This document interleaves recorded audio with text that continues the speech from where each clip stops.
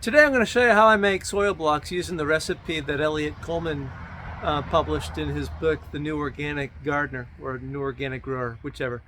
I took his recipe and I scaled it up to use the 5-gallon bucket. We know what these are, as the basic unit of measurement for this.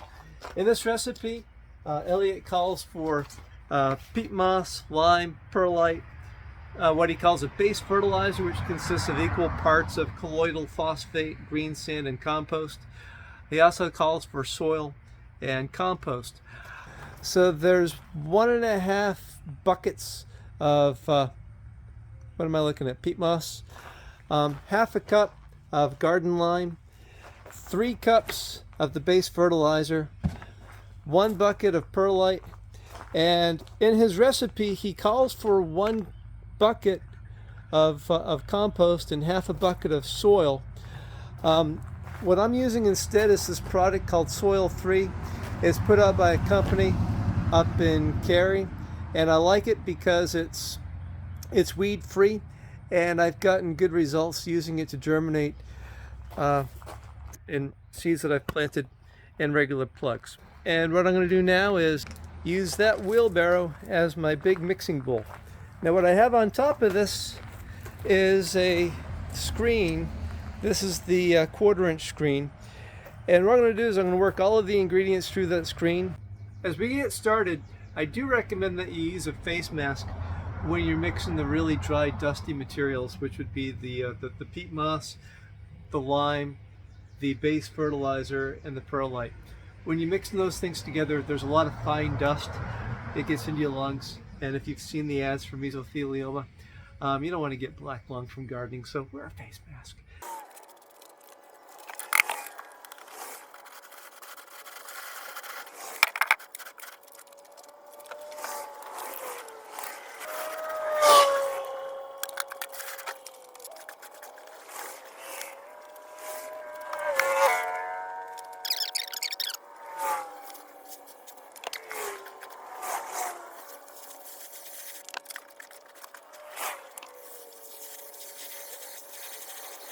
Alright, so we're done mixing the ingredients. This wheelbarrow contains 1.5 5-gallon buckets of peat moss, 1.5 buckets of soil compost, 3 cups of base fertilizer, half a cup of lime, and a 5-gallon bucket of perlite.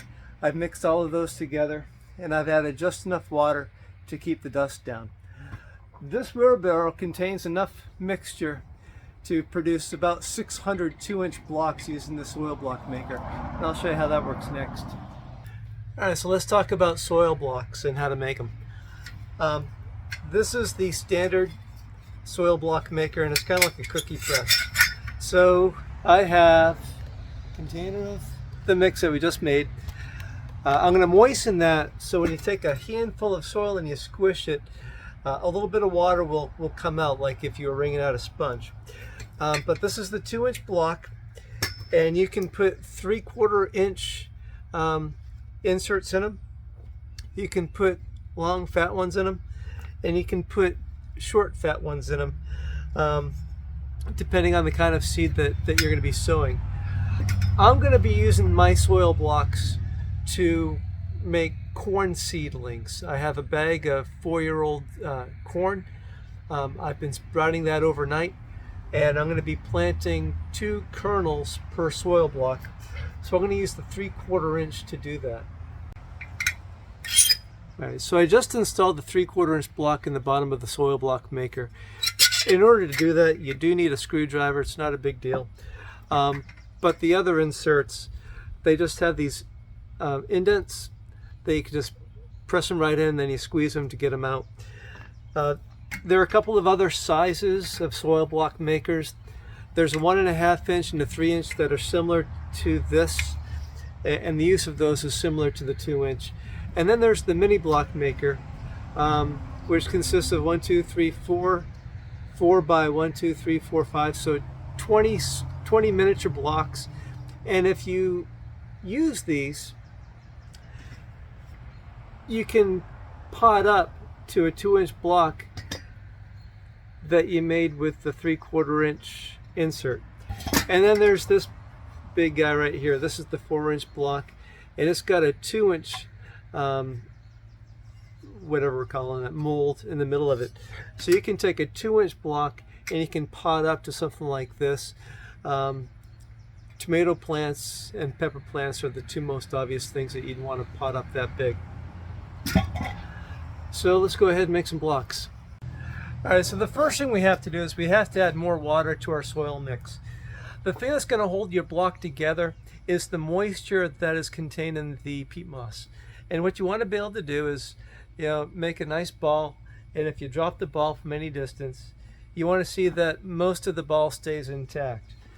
And the appropriate level of moisture we want is for it to be not soggy, but you want to be able to squeeze a ball of mix and have a little bit of water drip out. So we're going to add water and we'll time lapse our way through this.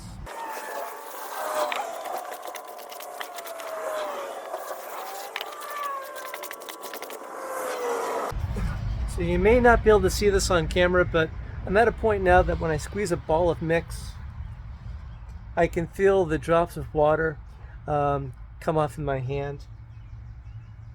And if I squeeze hard enough, I can actually see drops go into my mixing bin. And that's what I want. I'm going to take the press, and what you do is you're basically filling it up and compressing it. And I use a stick of wood here to remove the excess. And you're going to need something sturdy to use as a tray to put these in.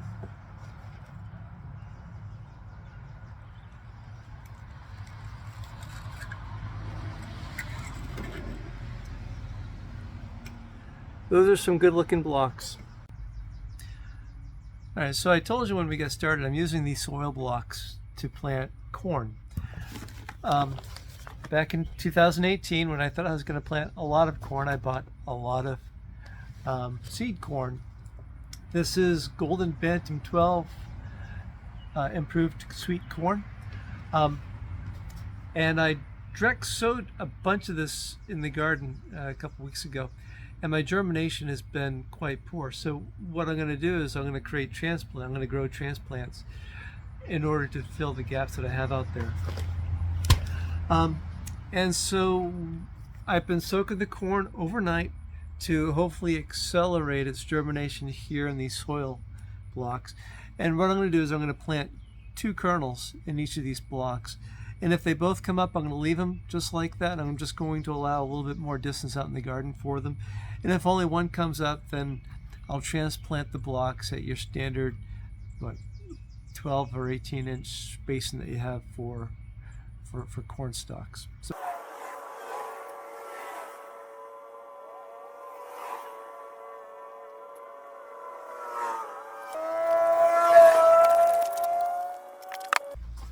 and to cover them, I just use loose mix that I have left over in the wheelbarrow.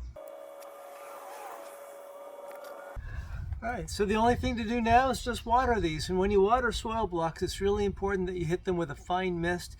If you use too much water pressure, you'll destroy the soil blocks, and that's not what you want.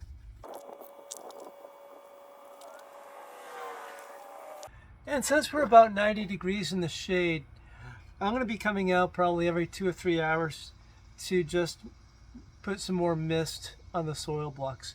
What you don't want is for these to dry out and become hard lumps of clay, or you know what I'm talking about. There's no clay in here. So we'll keep an eye on these, and I would expect that we'll start seeing germination in 3 or 4 days.